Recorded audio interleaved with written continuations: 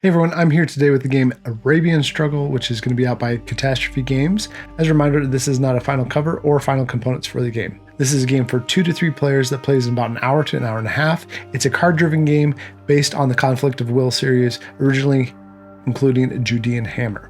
Let's take a look at how to play the game. Let's go ahead and get set up for a 3-player game of Arabian Struggle. We're going to look for all the flags on the map, ignoring the British flags except for the one in Transjordan here at Amman. Other than that, we're just going to look for the flags and place pieces out. Next, we're going to put out the era marker on pre-war here. We're going to put the turn order such that the Hashemites go first, then the Rashidis, and then finally the Saudis. Finally, each faction places one of their pieces down here at the bottom. A couple things to note. First of all, this is not final components. Additionally, these chits will be replaced by cubes in the final version of the game, although you can get these chits as an upgrade to the game. You should also know that this is a paper board, while the final version of the game will be a mounted board. There might be also some minor changes with the map before we're done. The cards might also change, the dice are definitely going to change. Just be aware of all that, as this is a prototype. Don't forget to also put out the nomads in each place where you see their matching symbol. A couple things before we get into gameplay. First of all, we have areas. Areas are surrounded by dotted lines. Regions are surrounded by stronger, thick lines which are colored.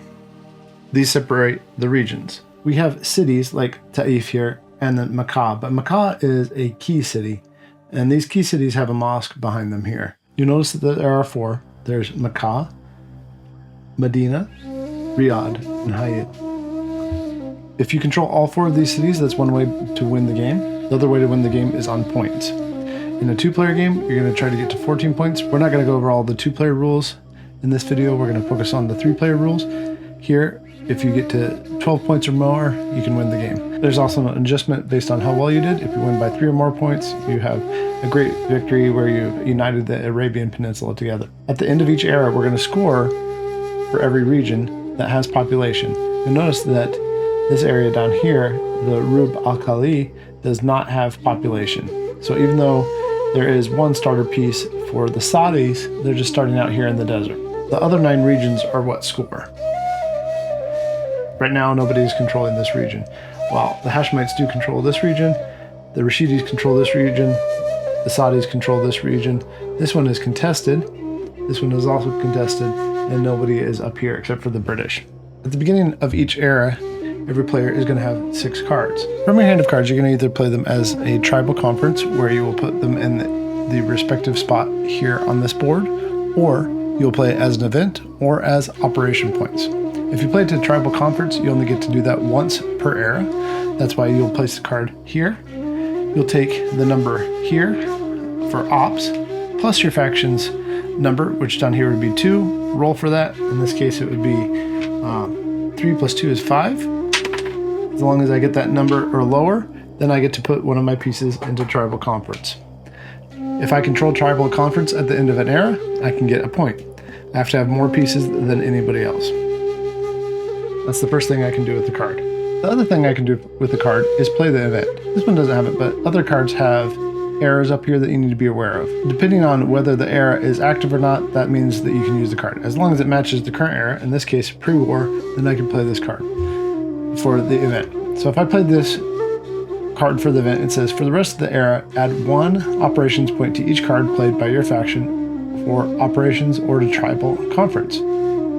So this would be helpful to play this card right away. It would add an additional operations point. Let's go ahead and talk about what operations points are though. Operations points are the numbers up here in the top left. If it's my card, in this case Hashemite, then I can use the card either for the operations point or for the event. I can't do both. If it's another faction's card, in this case the Saudi card, I can choose to use the operations point and then give it away for the event. Either way, I have to offer the event to the Saudi player.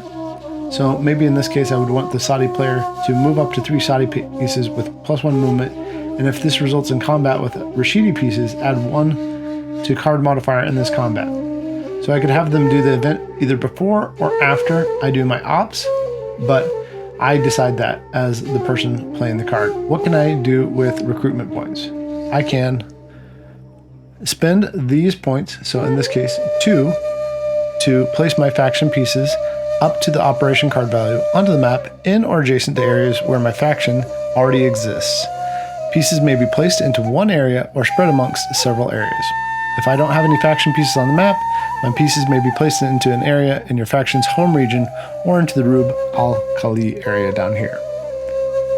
Combat can be triggered at the end of my turn in all areas containing pieces of an opposing faction. In fact, whenever there are pieces of 2 opposing factions, so let's say I did something like this, where I wanted to eliminate the Rub al-Khali Saudi piece, and it's adjacent here, I could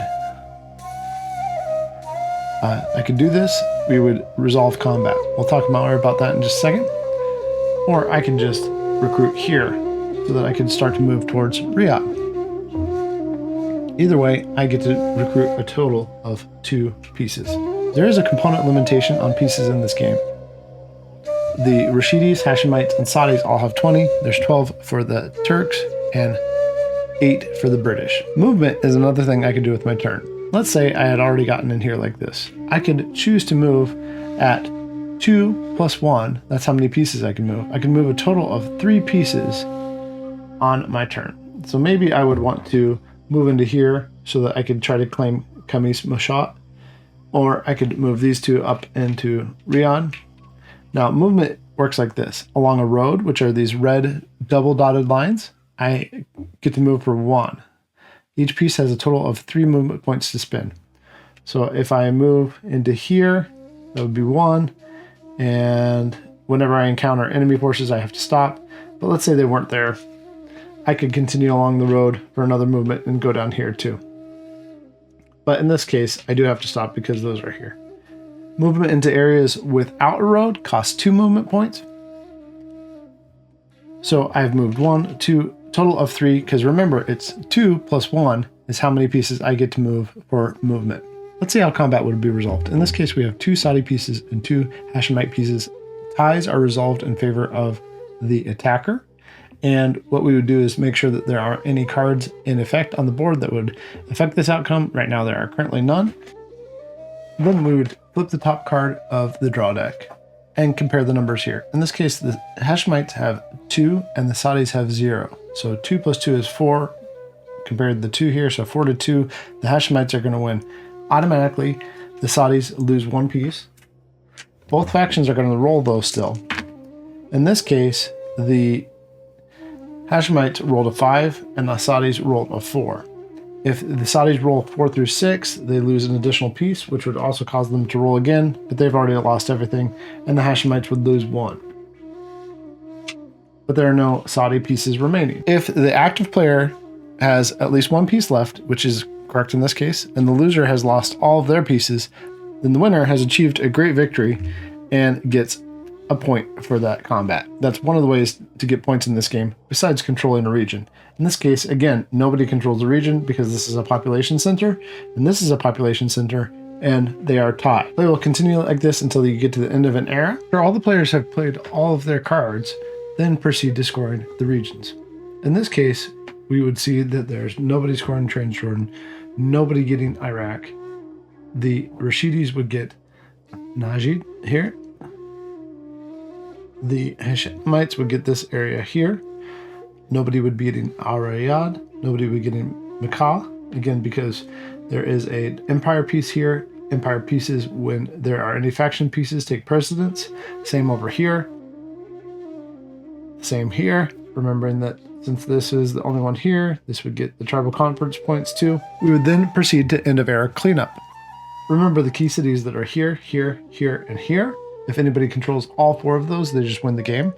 Or if your faction has scored the requisite number of points. If not, you're going to move to the next era, remembering to fill in the appropriate empire pieces here. In this case, the British Empire comes in during the Great War. And then you'll reset the draw decks. Any cards that were played to events are removed completely from the game. All other cards that were used either for the tribal conference, any cards in the discard pile, all get shuffled back in. That might be one reason not to use your faction's event cards, so that you can see those cards again because they're largely going to be good for you. You're going to deal out 6 cards to the players again, play in turn order, and continue the game that way until either somebody gets the requisite number of points, or takes all 4 cities, or you've gotten to the end of the game at the end of the post-war. Don't forget to take out those Ottoman pieces between the Great War and the post-war.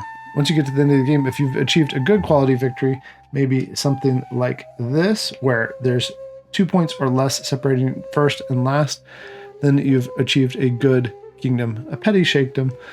And if it's better, you have at least more than 2 points between first and last. This would be a better, and the best is if you have all 4 cities, or if you have at least 3 points between first and second place. That's the basics of how to play Arabian Struggle. Let me know what you think of the game. There's also a historical game variant where you're going to take the cards and sort them into event cards that can be played in the current era. You're going to take a pile of cards and play future eras, and then you're going to take all the remaining cards. You're going to put the current era, the pre-war era, on top of that pile, event cards for future eras in the middle after shuffling, and then all the remaining cards on the bottom of the deck. In the draft variant of the game, you're going to take 2 cards, pass the remaining part of your hand to the left, take 2 more cards, pass, and take 2 more cards. This is probably best for experienced players of the game. Opposing factions will never end up in an area together. There's always going to be conflict in this case. While for empire pieces, combat is optional. There's also no limit to the number of pieces in an area. You can retreat to an area and be over the supply limit. Empire pieces always are supplied before faction pieces, and tribal conference cards are played until end of era. As a reminder, this is not a final cover or final components for the game. Thanks for watching this how to play video. Let me know if you have any questions, and happy gaming.